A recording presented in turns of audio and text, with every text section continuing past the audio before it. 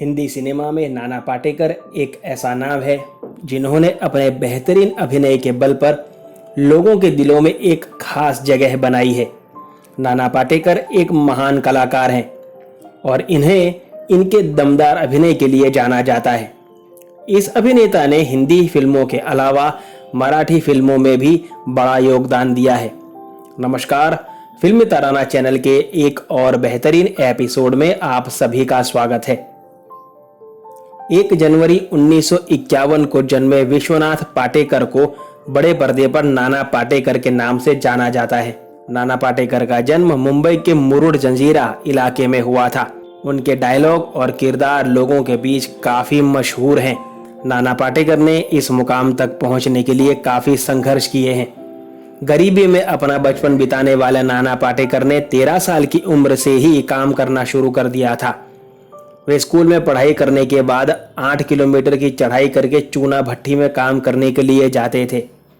वहां वे फिल्मों के पोस्टर को पेंट किया करते थे ताकि उन्हें 2 वक्त की रोटी मिल सके। नाना 4 दशकों से फिल्मी दुनिया में सक्रिय हैं और उन्होंने अपने तमाम रंग दर्शकों के सामने पेश किए हैं, चाहे संजीदा किरदार हो या फिर कॉमिक, रोमांटिक हो या नेगेटिव। हर किरदार में उन्हें काफी पसंद किया गया। 1978 में आई फिल्म गमन से अपने करियर की शुरुआत करने वाले नाना पाटेकर को पहचान मिली परिंदा फिल्म से। इस फिल्म में उन्होंने खलनायक की भूमिका निभाई थी, जिसके लिए उन्हें सर्वश्रेष्ठ सहायक अभिनेता का राष्ट्रीय फिल्म पुरस्कार भी मिला था। नाना पाटेकर एक ऐसे अभिनेता हैं जिन्होंने जिस भी फिल्म को किया उस पर उनकी मुहर लगा दी। उनके बोलने के अंदाज को लोगों ने काफी पसंद किया।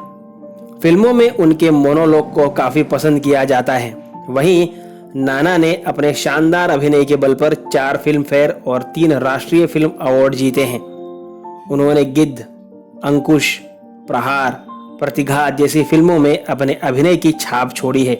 नाना पाटेकर को लेकर एक और बात है कि वे संजय दत्त के साथ कभी काम नहीं करते, लेकिन इसके पीछे एक बहुत वजह छुपी है। दरअसल 12 मार्च 1993 को मुंबई में ब्लास्ट हुआ था। इस सीरियल ब्लास्ट में संजय दत्त को दोषी पाया गया था। वहीं इसी ब्लास्ट में नाना पाटेकर ने अपने भाई को खो दिया था। ऐसे में एक इंटरव्यू में नाना पाटेकर ने कहा था कि वे संजय को कभी माफ नहीं कर सकते। उन्होंने कहा था कि 1993 बम ब्लास्ट में संजय दत्त ने भले ही सजा काट ली हो, लेकिन वो उनके साथ कभी काम नहीं करेंगे। नाना पाटेकर एक मध्यम वर्गीय परिवार से ताल्लुक रखते हैं। उनके पिता मुंबई में टेक्सटाइल का बिजनेस करते थे। एक वक्त ऐसा आ गया था जब उनके परिवार को आर्थिक दिक्कतों का सामना करना पड़ा था। तब नाना ने पढ़ाई के साथ साथ काम करने के बारे में भी सोचा था। वे सुबह कॉलेज जाते, फिर वक्त मिलते ही एक विज्ञापन एजेंसी में काम में जुट जाते थे। काम के दौरान नाना की मुलाकात एक दिन नीलकांति पाटेकर से हुई, जो आगे चलकर उनकी पत्नी बनी। नीलकांति उस वक्त बैंक में काम करती थी। हालांकि उनकी रुचि थिएटर में भी थी और उन्होंने स्टेज पर परफॉर्मेंस भी दिए थे। दोनों के बीच नजदीकियां बढ़ी और साल 1978 में नाना और नीलकांति ने शादी कर ली। उस वक्त नाना की उम्र 27 साल थी। नाना पाटेकर ने 1978 में फिल्म गबन में डेब्यू किया था। इसके अलावा वे मराठी सिनेमा में छोटे छोटे रोल करते रहे। उन्हें फिल्म आज की आवाज, अंकुश, प्रतिघात, मोहरे और आवाम से भी नोटिस किया। मीरा नायर की फिल्म सलाम बॉम्बे में नाना के अभिनय को सभी ने सराहा।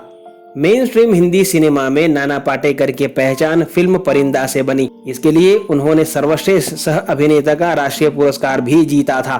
शुरुआत में जब नाना पाटेकर केवल थिएटर करते थे, उस वक्त उन्हें पैसे की दिक्कतें भी बहुत होती थी। उन्हें एक शो के लिए 75 रुपए ही मिलते थे। वहीं उनकी पत्नी नीलकांति की सैलरी प्रतिमाह 2500 रुपए थी। एक इंटरव्यू के दौरान नाना पाटेकर ने बताया था कि उस मुश्किल घड़ी में नीलकांति ने मुझसे कहा था कि आप पैसों की चिंता मत कीजिए और अपना काम मेहनत से करते रहिए। इसके बाद नाना पाटेकर ने करीब 10 साल तक थिएटर में काम किया। नाना पाटेकर की मुख्य फिल्मों में तिरंगा, क्रांतिवीर, खामोशी, यशवंत, कोहराम, अब तक 56, अपहरण, टैक्सी नंबर 9211, वेलकम और राजनीति है। नाना पाटेकर के बेटे का नाम मल्हार पाटेकर है और वो भी एक अभिनेता हैं। ऑन ओके प्लीज नामक फिल्म के एक गाने को शूट करने के दौरान तनुश्री दत्ता ने नाना के साथ किसी भी प्रकार का सीन करने से मना कर दिया था और बाद में इस अभिनेत्री ने इस फिल्म के निर्माता और डायरेक्टर सहित कई लोगों के खिलाफ शिकायत दर्ज करवाई थी। इस अभिनेत्री का कहना था कि वो नाना के साथ सीन करने में कंफर्ट नहीं हो रही थी, जिसके बाद इन्हें इस गाने से निकाल दिया गया था। वहीं इस विवाद के बढ़ने के बाद नाना ने मीडिया से कहा था कि तनुश्री उनकी बेटी हैं और उनको गलत फहमी हुई है। अक्टूबर 2018 में तनुश्री ने मी टू मूवमेंट के अंतर्गत नाना पाटेकर पर यौन शोषण का आरोप लगाया है कि 10 साल पहले 2008 में एक फिल्म शूटिंग के दौरान नाना पाटेकर ने उन्हें गलत तरह से छूने की कोशिश की थी। इस बेहद कर्मठ छवि वाले अभिनेता का नाम अभिनेत्री मनीषा कोइराला और आयशा जुल्का के साथ जोड़ा जाता था और कहा जाता था कि इन्होंने इन दोनों अभिनेत्रियों को डेट किया हुआ है। हालांकि इनके गुस्से और अन्यत्र चलते अफेयर के कारण मनीषा कोइराला इनसे अलग हो गई थी। कैसा लगा आपको नाना पाटेकर के बारे में बनाया गया हमारा ये एपिसोड, मुझे कमेंट बॉक्स में जरूर बताइएगा और अपने चहेते कलाकारों के बारे में ऐसे ही अनकही अनसुनी और रोचक जानकारियां पाने के लिए जुड़े रहिए फिल्मी तराना चैनल के साथ। आपसे मुलाकात होगी जल्द, तब तक अपना ख्याल रखें।